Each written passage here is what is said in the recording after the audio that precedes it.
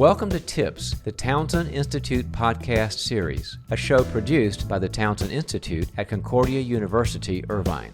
This podcast shares stories of leadership, coaching, and counseling experiences that have shaped the lives and careers of our guests, who then provide tips aimed toward helping listeners grow in both their personal and professional lives. I'm Dr. John Townsend, psychologist, organizational consultant, and author of over 30 books, including the New York Times best-selling Boundaries series. I'm also the founder of the Townsend Institute, and I'm excited to introduce your podcast hosts, Dr. Ashlie Andrew and Dr. Gilbert Fugit.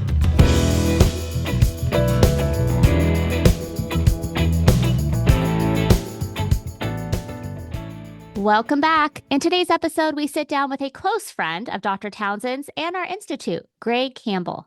After years in asset management, as well as nearly a decade as executive vice president and partner at Coldwell Banker Corporation, Greg has taken his years of experience to now serve as an author, consultant, and leadership coach, helping others in their professional journeys.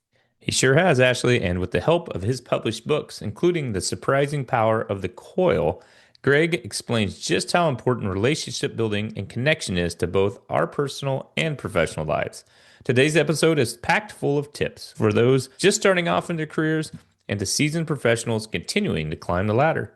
Let's get started.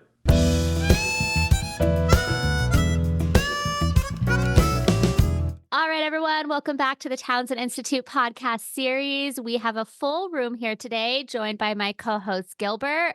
Dr. Hello. John Townsend is in the house as well as our special guest today, Greg Campbell. So welcome, gentlemen. Thank you. Thank you. Great to have all of you here. We're going to get into a lot of the history and resume and experiences of you, Greg. But what's, I think, unique about this podcast interview is your close relationship and friendship with Dr. Townsend. So let's go ahead and start with story time and talk a little bit about your relationship and where it started and how it's kind of been cultivated and grown to what it is today. I think John, don't have to smile quite yet, but how we really got connected was through Henry Cloud, John's longtime partner. Many years ago, I got asked by a publisher, the Zondervan publisher for John and Henry, the executive publisher at the time. He said, I have a client who needs a financial partner on a yacht. Oh. And it was Henry Cloud. And I said, well, I've heard of him, but I don't know him. But anyway, made this deal, and I become a partner with Henry. And that after we started learning, and then if you read some of Henry's books, you'll find some of the stories of our partnerships. And then he introduced me to John, although we discovered later that my son knew John from high school from being a friend of his nanny at the same time. It was just this bizarre set of coils, which we'll talk about at some I was going to say, yeah. But that's what got me to John. And just like I did with Henry, John and I started spending time together one-on-one, like, okay, what's next, John? What do you want to do? You've been speaking, writing books, you've been doing one-on-one counseling, but what's your legacy? Where do you want to go?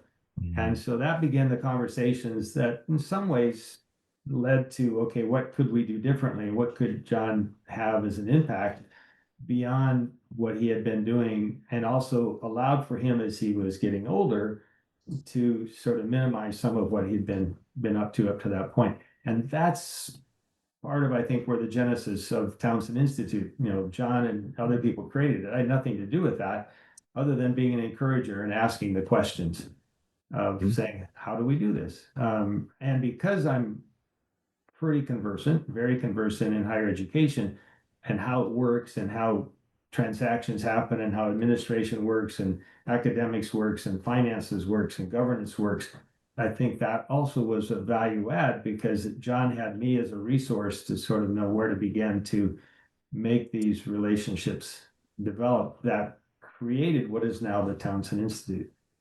I think that's a real good way of looking at it, Ashlie, is Greg has a way of listening that's unusual for somebody as accomplished as he is and what he's done, and we'll get to what he's done in business and this sort of thing, to be to know like what what kind of things that I might be encountering as I was trying to move along in my own career track, but listening with the right questions, a lot of whys. And since he's a man of faith, and also Greg is an incredibly safe person. I mean, there is Mm. no sense of judgment in him. He's direct. Mhm. But he's warm at the same time, and you would never think there'd be any kind of finger pointing or anything. So it made it really easy to open up and sort of like get clarity in all these things because of our relationship. So it's a very long-term friendship. My kids know Greg very well and love him. Barbie and Angie, his wife, are very, very good friends. So it's been a wonderful, very rich relationship. Yeah. Wonderful, wonderful. Well, Greg, I'd love to hear a little bit more about your leadership journey. I know you Coldwell Banker, but I know there was a lot of other aspects behind that before you got to Coldwell. So can you share a little bit of that Sure. journey? Yeah, I'd be glad to.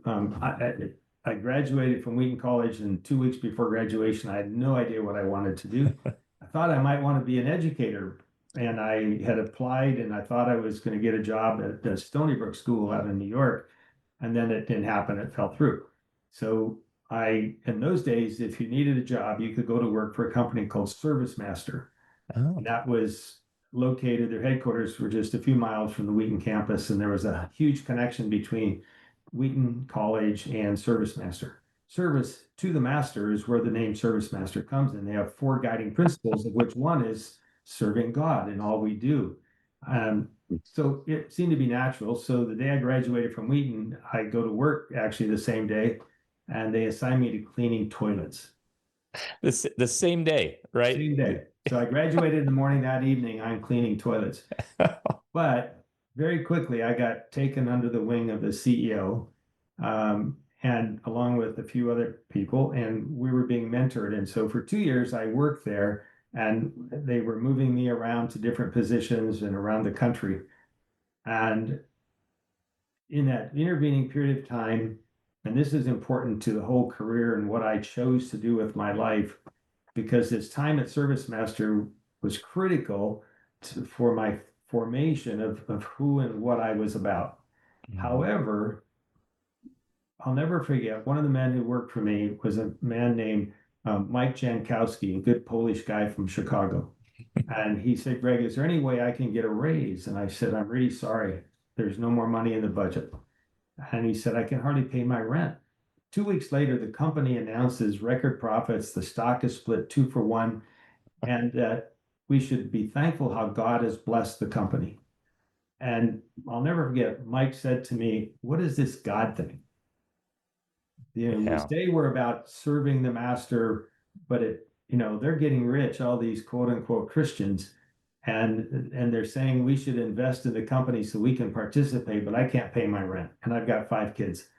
And it started to niggle on me. Mhm. And at the same time, 2 other gentlemen and I began to think about trying to take a trip of athletes in 1972 to compete, Christian athletes to compete against the African and Israeli Olympic teams. And so Wow. we got that going. And I went to the CEO who I'm being mentored by, and I said, I'd like to take a leave of absence to do this. And he thought that was wonderful. It was another great experience. And when you come back, we've got this assignment for you. During that summer, every day during our devotional time, we talked about what does it mean to be a servant? What does it mean to be a servant leader? Mm.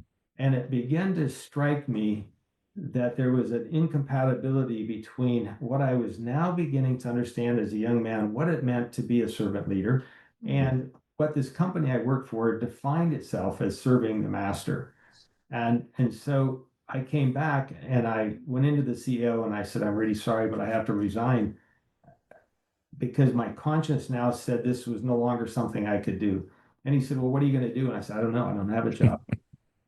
And I did get a job within a month or so with a friend helping me, and I utterly failed at it. And I kept saying, God, why did I do this? I'm on a fast track. I'm going to become wealthy. If I do this, like all these other Christian executives, but now I'm failing. But in God's good providence, another opportunity came along and started me into my career in real estate in a more significant way, working for another wonderful man and some others. And then the Coil comes into play again, because the man who helped I went to one of the two men that I went on the trip with. He then told a company called Richard Ellis, a British real estate firm, that I was the best person in the country to do a certain job, which was absolutely untrue. I'd never done anything on a national scale. Really, I'd been pretty big in the Chicago region by then, but I'm still in my 20s. I'm young. Yeah. But I'm hired as the first American by Richard Ellis in the United States. Now, today, Really? you might see the initials in real estate as CBRE. Mm-hmm. And RE is the Richard Ellis, CB is the old Coil banker. Oh. See how these all sort of fit together. Yeah. And so that same principle applied, though, of now how do I function in these roles that I have now in a much more significant way to be a person that's serving the people and helping to be authentic in what we're about.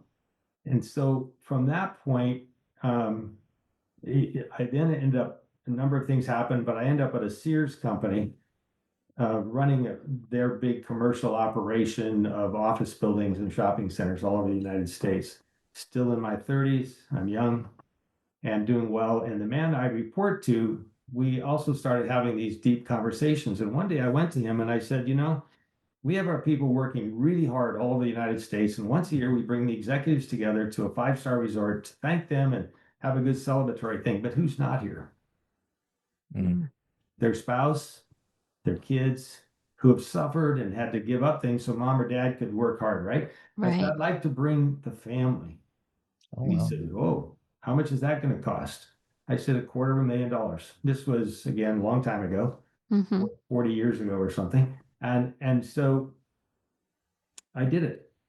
Wow. And now there's two things that happen, right? One, they feel good because the whole family gets to go on a paid vacation. But Right. secondly, mom or dad or the kids are saying to the employee, are you doing all the things you're supposed to do to get invited next year so we can go? Now think about that. See, most people don't think of the both and. We're going to talk about that later, but that's that both and. It's Yeah. both good for the family, clearly, but it's also good for the organization as well. And then one day my boss calls me and he says, and he runs a much bigger part of Sears, and he says, Greg, we've got a problem in Southern California with Coldwell Banker, the residential division. It's losing significant amounts of money, and I think you're the man to turn it around. And I said, I don't know anything about residential real estate or franchising or mortgage business. I don't know any of that. He said, it's okay, he said, but I know you know how to make money and you know how to affect culture. Okay. Wow. And There so you go. you'll make a difference. So I said, I'm a risk taker. I like to take chances and try to make things happen. I like challenges. So I moved my family here to Southern California from Chicago to take on this responsibility of turning around a $1 billion company losing $100 million a year. And within 2 years, we were making money. And within 4 years, we were making $100 million a year. And we had changed the thing, and we did it in a way that, yes, it was hard for some people, but 30 years later, people would say, Greg, we knew you cared about making money, but we knew you cared about us as people. Hmm. One of the men who said that to me, a man named Ken Green, I knew him generally. He was a mid-level finance person in our franchise company. And I said, so Ken, what do you do now? And he said, I'm the president of Radisson Hotels Americas. And he said, but I use the principles that I learned observing you, not because we were in direct connection, but observing you, how you affected our culture, but you were focused on making money.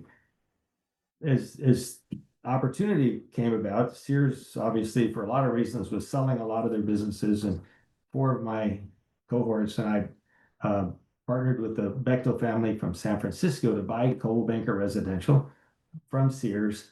And then a couple of years later, somebody wanted it badly enough to pay us a lot of money. And so we exited, and I'm 48. So now what do you do? And I thought, God, you blessed me in this way, but my giftedness is still in place.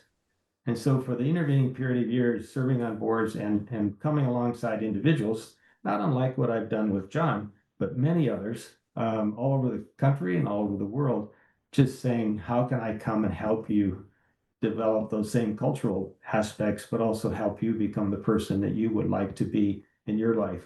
And it's been very fulfilling. It's not because it makes me rich, it's because in economic terms, but it makes me rich in the impact that I have on people and organizations that are very consequential in their own right. And it's not just that they're consequential organizations.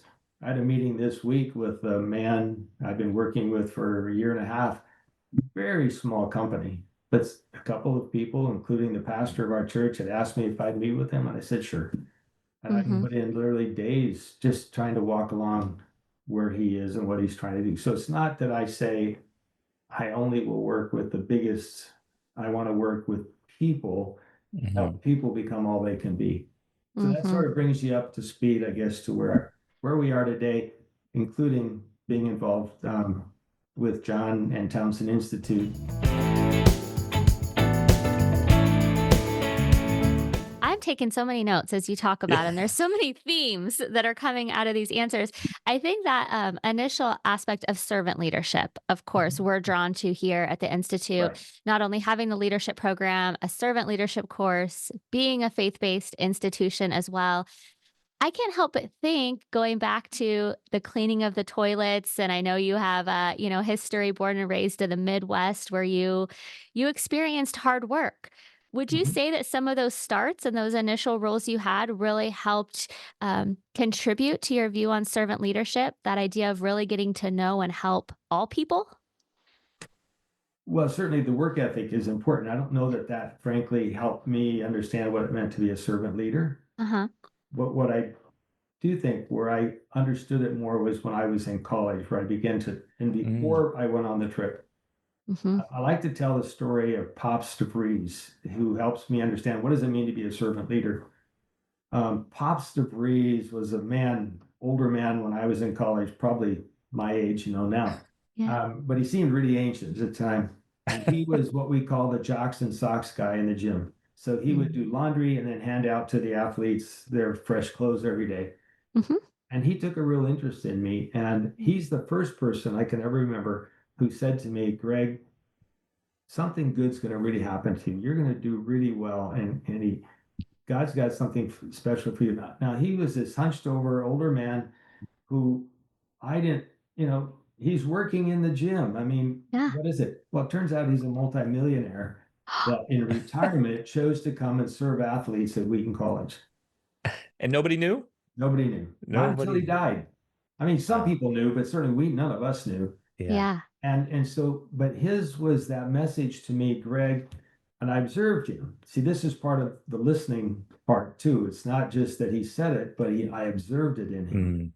And then there was another man who was a mentor friend, Don Church, who epitomized, I think, as a servant leader as well. And he's the one who talked about it all summer. He was one of the three of us that put that program together. But he talked about it in the devotional all summer, but he lived it. He really lived it out. And when I was going through one of the toughest times in my life, he called me because we always stayed in touch. He sadly passed away now, but he said, Greg, there's nothing you could do that I wouldn't be your friend. I may not like everything you do, but I'll never not be your friend. And then he said an important word. He said, Greg, is there anything I could do that I would not be your friend? Wow. Oh, interesting. So he turned it back in a positive way. But again, those are those subtle lessons that you pick up and you begin to say, I want you to be my friend. Am I prepared to, no matter what, say, I may not like some things you do, I may not approve of some things you do, but you'll always be my friend. I know that story really well, and it's always very moving. And it sort of points to how, Greg, how you and who you are as a person, you kind of exemplify our three C's, what we call our three transformational letter C's, because it's kind of in your DNA. I mean, our first one is competence, and you've accomplished incredible things and done well with them and worked hard and worked smart. And the second one is character. And you are a guy who's full of grace, but you're also a guy who's full of truth. And that's what your character is. And the third one is connection. And you're so highly relational. You spend time with people that sometimes don't have anybody spending time with them. So it's nice to see all that in, one bag of skin and see how it works. for our podcast listeners. Yeah, that's good, John. But I do think it's not that it has to be unique to me. I think you've identified those nice attributes, but those are things I know you teach. But we want to not just teach, we want to have implementation Yeah. of these same principles. And I think sometimes in education, what happens is we focus on the concepts and the ideas and not as much on the implementation of the reality of that. And then for me, that's one of what I call my eyes. But then when I do implementation, I always have to do implication as well. Did what I expect to have happen? Why or why not? John mentioned, I like the why question. And when we do the implication, we begin to circle back to say, this was pretty good, but I know I could do this better. And so we don't obsess on what we don't do well, but we learn from it so we can focus toward the future again and become, in a sense, accomplish more of what we want to within those 3 C's. Because in each of the 3 C's, there are ways that even today at my age, I do continue to work on. Oh, yeah. Yeah. Absolutely. Well, I've heard you speak a little bit about the both and you mentioned it earlier, right? Of leadership. Maybe for our listeners, can you expand a little more on this and how you've used that in your own leadership? That was one of the more intriguing sort of thoughts that you had presented to me was, okay, what does it really mean to be both and? Yeah. And I think for me, it's different than some people. And I just alluded to the implementation and implication. And so for me, the both and is knowing my why, but then also knowing what can I do better. So my both and has to be combining all of that together, and then going through these steps that are embedded into who I am. That's why I write about them and talk about them. Is when I do that, I'm not just trying to find an answer to one thing. It's always contextualized into whatever else is there and in the bigger picture, which I think fits a lot with what Townsend Institute does. Because what your process groups do and what other things happen is about trying to go deeper into, yes, that's true. However, what's the rest of the story? And then let's integrate those things together. And John and Henry together have been so instrumental in this whole idea of integrating theology and psychology. But let's take that a step further and the other aspects of our life. And that's what, for me, now there's academic work on both and, but for me, the both and is more in that context.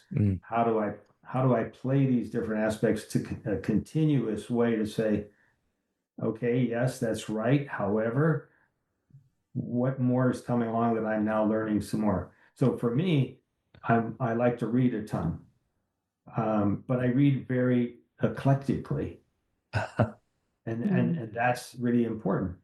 I have one of the men I work with is in the insurance business, and a lady that I work with has a consortium of insurance agencies, pretty large.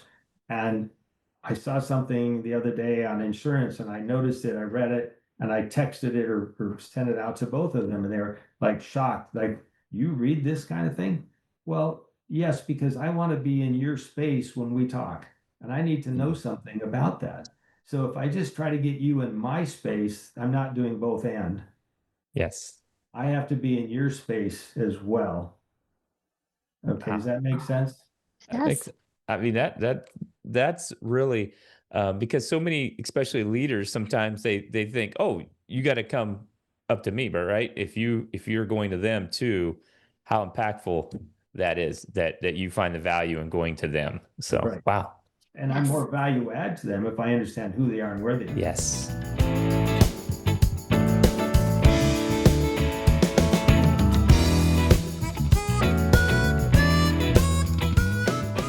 I think that ties right into this idea of culture that I know is so important and so good. Talk about another C. We've got the confidence, character, connection. All of these align to make a healthier, more productive culture.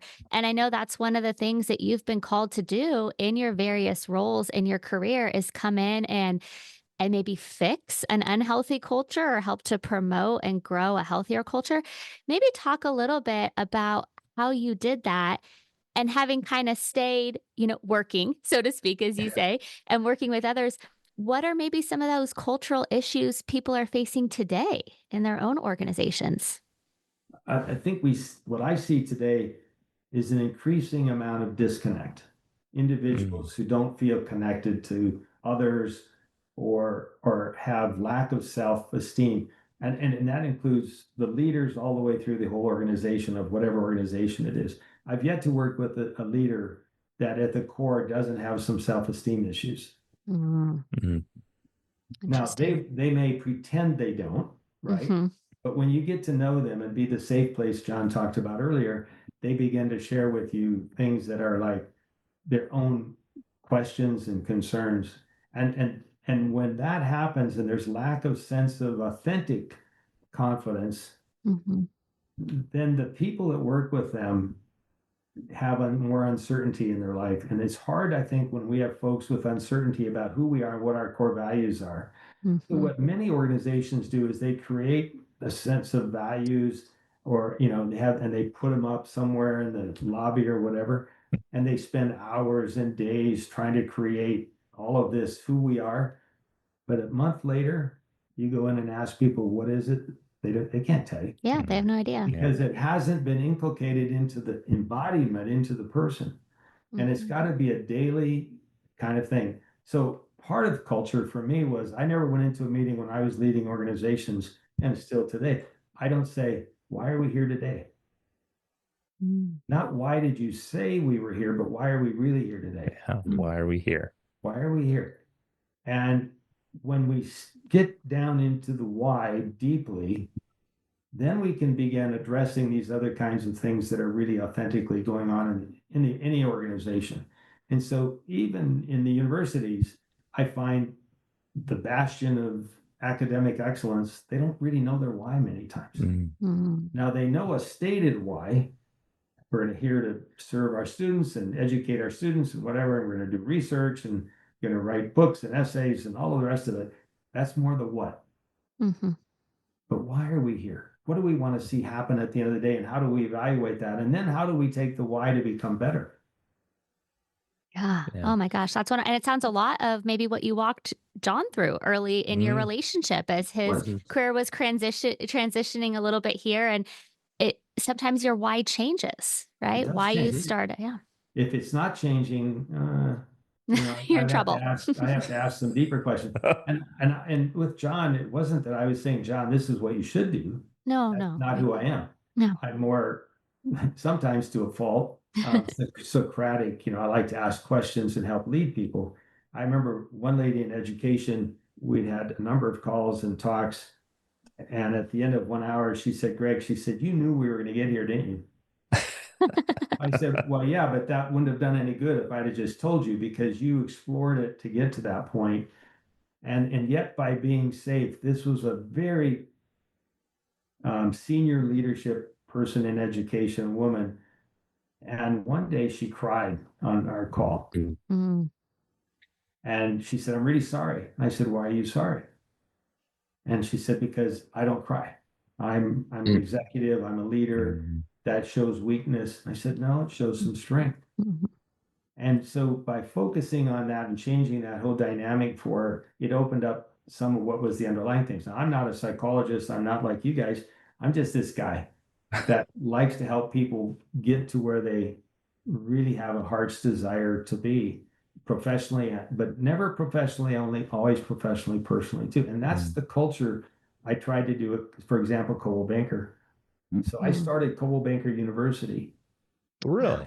And we hired about 70 teachers, whatever, professors, some with masters, even a couple of PhDs for curriculum development. And we developed programs, not how to buy and sell houses. We had that, but rather things that would help them individually and their families. And I Mm. mentioned this sort of tangentially a while ago, but my view became one of, if an employee came to work and their life personally was a mess, they weren't going to be as effective at work. Right. Not only for themselves, but for the people that they interacted with around them, because they tend to talk to each other, right? So Mhm. if we do, again, it's the right thing to do to invest, in that case, millions of dollars, to have programs that we had 50,000 people at Coldwell Banker that anybody could take. And it had nothing to do with the business, but it had everything to do with having them have a better life. It was pretty radical at the time, but I was at a level now where I could make that decision, not have to sell somebody else on it. Yeah. And when we did it, that's part of the culture shift that people talked about. We knew you cared about us as people because you provided resources for us to become better people. And we had the gym and we had the cafeteria and all that. That's pretty normal. I was about how do you change the person? Yeah. How do you affect the individual to become more whole and healthy? And yes, the side benefit, the good benefit is I'd get a better employee to do better work too. Yeah. And changed their lives, right? I mean, yeah, personally and professionally. And not just their life. Many times it was their families. Yeah.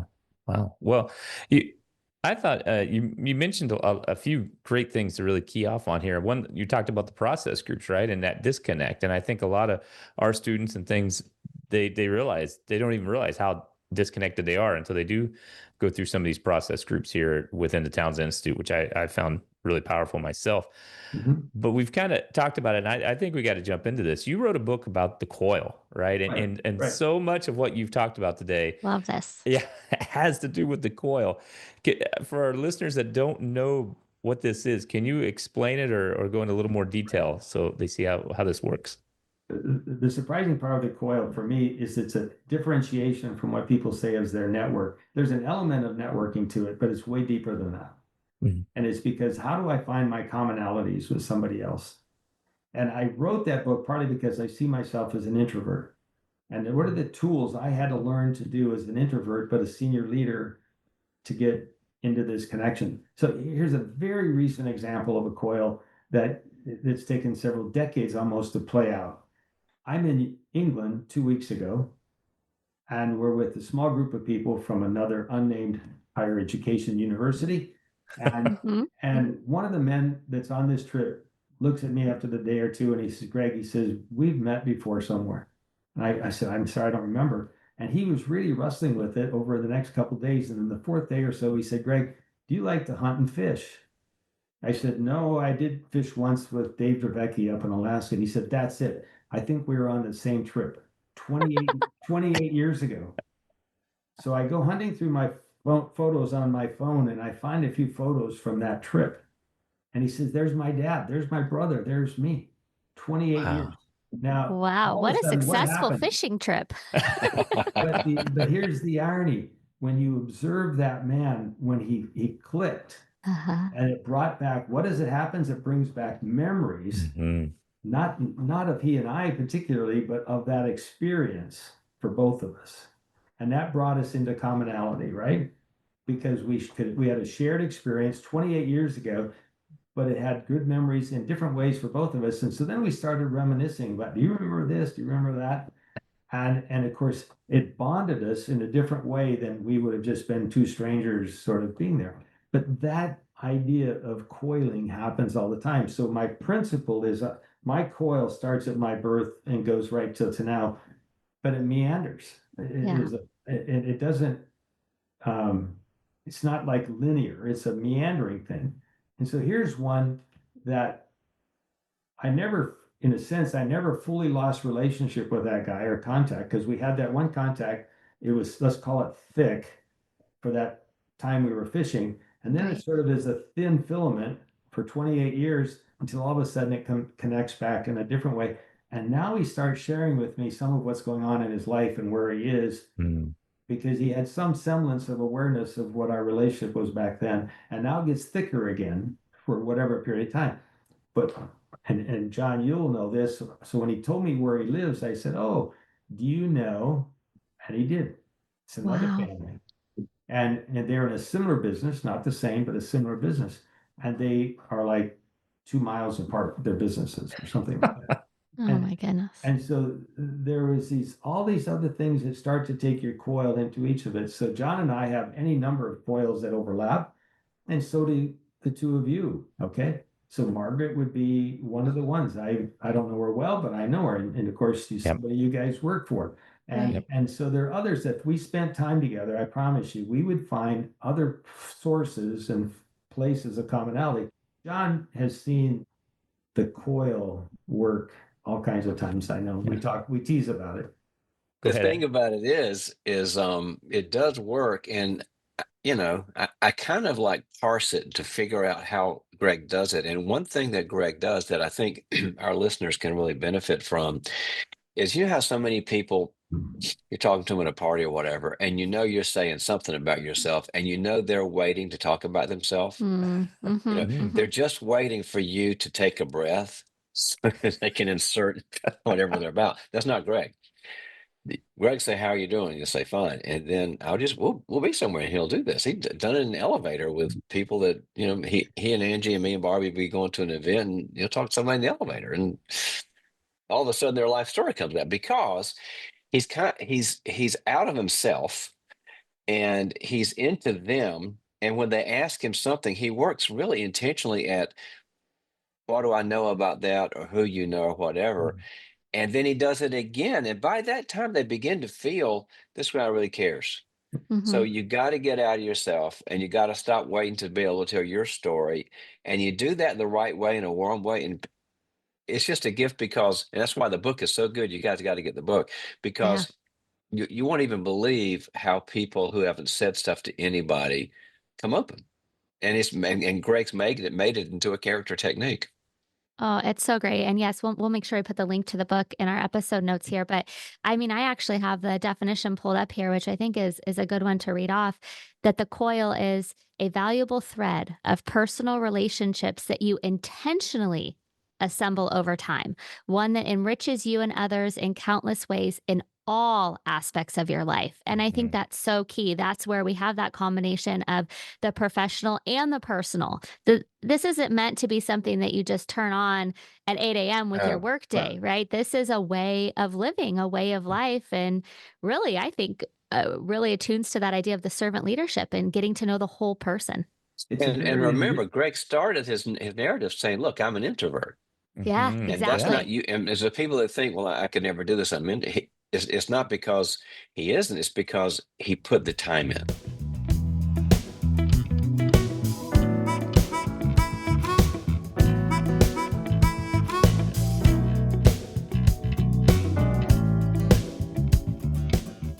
In the book, there are some tools and things to help know how to, if you're an introvert or an extrovert, but the tools that help you know how to go about doing it. And sometimes it is just for fun. It's not always deep and serious. It can be, I think I even talk about it, could be a box of chocolates. Yeah. But that's a chapter. There's something that happens when we authentically help people know that we're interested in who they are. And John alluded to this. And most of us aren't ready to go there. And I choose, like you said, Ashlie, to intentionally say to somebody, there's something about you that is memorable and that I want to know more about. And in that context, I tell the story of my orthopedic surgeon who I'd never met, in for a consult, but I noticed he's wearing a brass bracelet, but has some writing on it. So I don't know this man. I've just had a consult about having a knee replaced. And I said, but Dr. Mohan, tell me about your bracelet. It's very intriguing to me because of what's written on it. What does it say? And for the next 10 or 15 minutes, he told me about his Hindu background. But his mom was Hindu, his dad was Southern Baptist, and this was about a Hindu saint, and it was really important to him. And then we went on. But we come back the next time, and I said, Dr. Mohan, I apologize. I took more of your time. I know how busy you are. And he said, it's okay. I scheduled you last so we'd have more time to talk. Fast forward 5 years, I'm in to see another orthopedic surgeon on some hand surgery. And I texted him and I said, I just want to thank you for all that you've done and whatever. And he comes in and he says to Dr. Lee, he says, this man was there when I was in the lowest of low places in my life. Wow. But that came because I chose to ask a question about something that was visible and obvious. But that was the starting point of a relationship that took several years, but it was there. And when he needed somebody, he knew, I'm no longer a patient. I'm this man who cares about him about him as a person, what happens in his life. Wow. That is the essence of what we try to, I think, what I like to see is being taught in a sense on a practical basis at Townsend Institute. Yes. Is how do the students not just get the head knowledge and the intellectual knowledge, but how do they get the application knowledge to be out of themselves and aware of the other? And that's that whole listening, authentically holistic listening, not just listening with my ear, but listening with the observation as well. Yeah. A quick question for you, as you've obviously worked with this metaphor and the idea of the coil for decades now. How have you seen it evolve or change with the advent of technology and so many more workplaces being hybrid or remote? What benefits or challenges do you think that brings to this idea of the coil? It brings challenges, but it doesn't have to be in person. Hmm. We're doing this. We've never met in person, Right. but now we're on Zoom and we're talking and we're seeing each other. But what I'm doing as well is I'm observing you because I have the video of you and you're telling me things about yourselves. So just to be candid, Ashlie, I can see when your eyes go and you turn a little bit that you're working on the computer and picking up something else. Okay. Yeah. Yeah. I got my questions up. Yeah. And and so I mean the point is I have to Huh. be the one paying attention to doing what we're doing now. It doesn't have to be in person. And when I am, I can see things. So I also see things in both of your backgrounds that tell me about you as a person. Okay. So Yeah. for you, Gilbert, you have, if you read up from the bottom, a plaque on your wall that says enjoy, laugh, be happy, relax. Now, typically we read down from the top down, don't we? So that Yeah. would be, if it was just you and I talking, at some point I'd say, Gilbert, tell me about why you have that on your wall. Because I'm reading the words, what do they mean to you? And that changes the dynamic of the conversation. It Sure. wasn't just about what the topic was, but it brings us into another thing. And you, because it's on your wall, it has to mean something to you.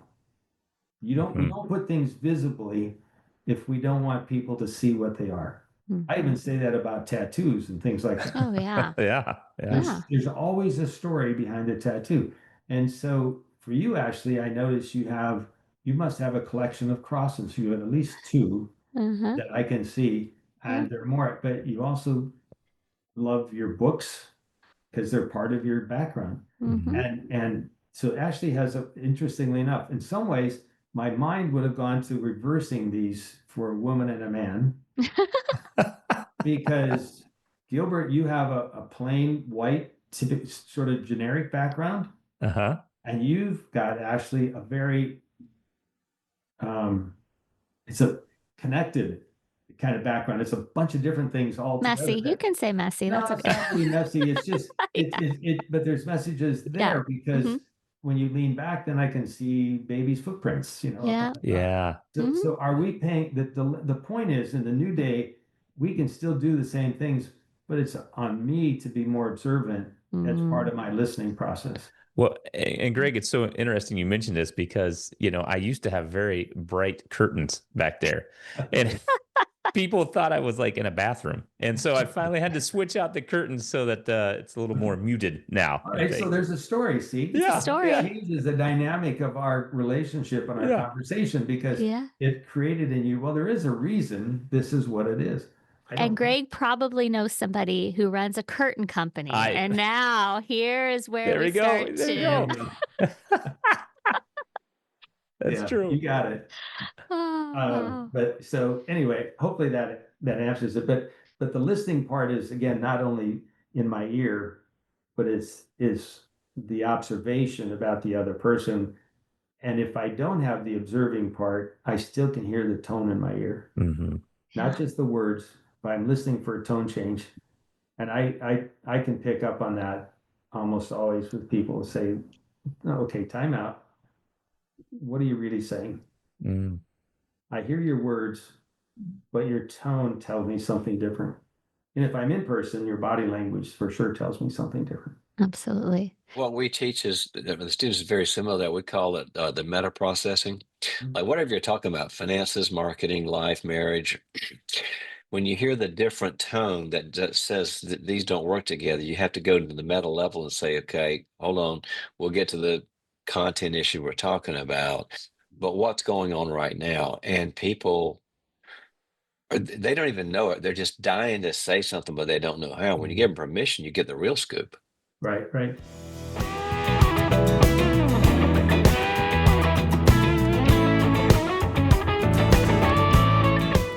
As we start to wrap up some of these ideas here, Greg, we obviously know that you've been a close friend of not only John's, but obviously our Townsend Institute here at Concordia since its inception. Knowing what you know about the Institute and the model and John's teachings and stuff, what advice would you offer to current or potential students who might be considering a degree or certificate with us? I think and I've said this for quite a long time, and it's something I firmly believe.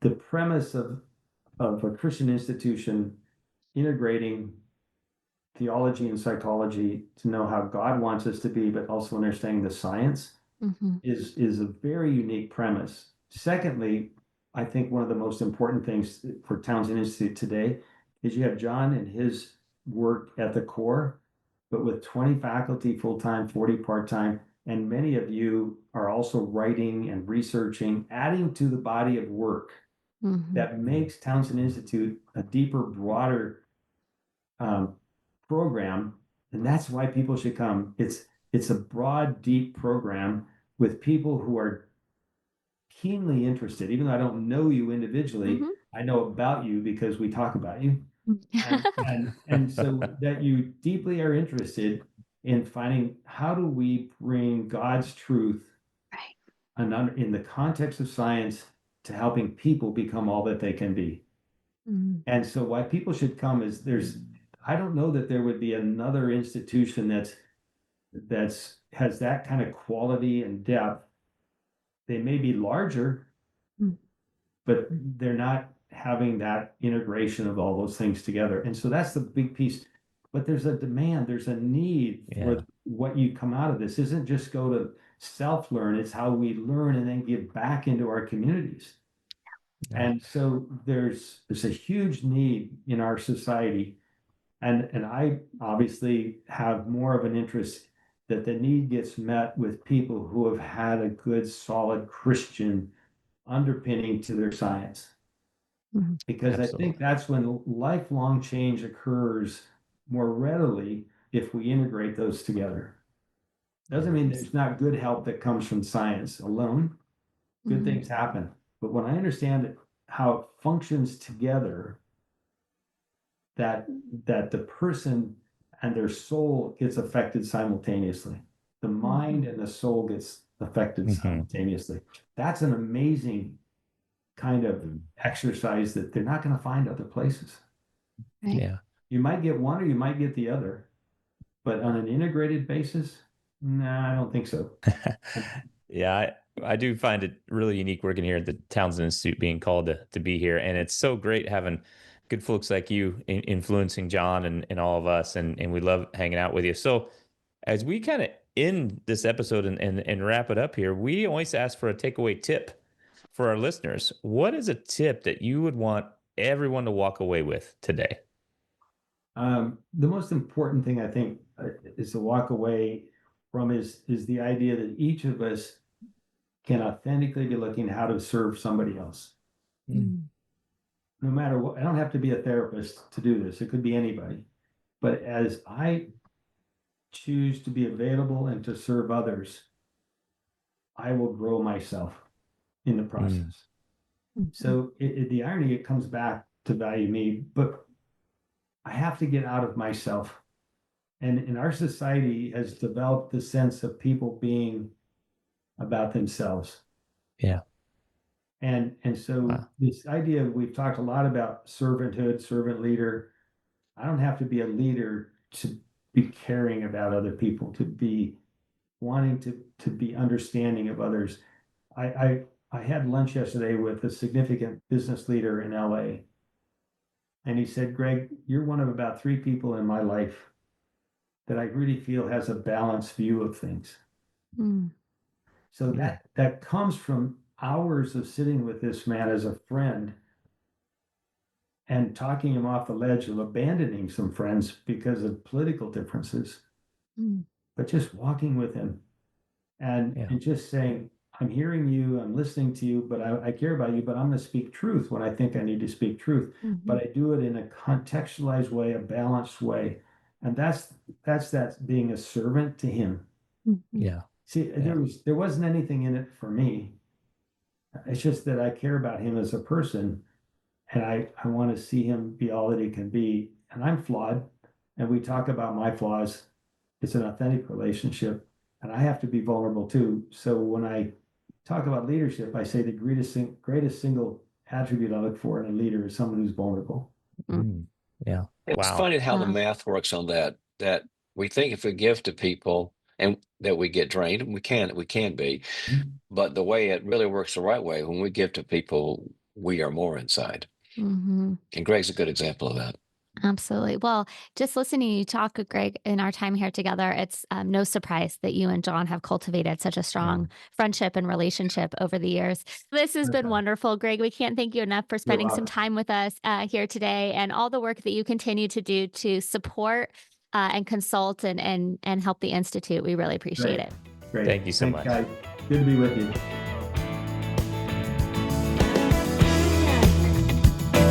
If you enjoy the Townsend Institute podcast series, head to our website at cui.edu/Townsend to find out more about the certificates, bachelor's, master's, and doctoral degrees offered through Concordia University, Irvine.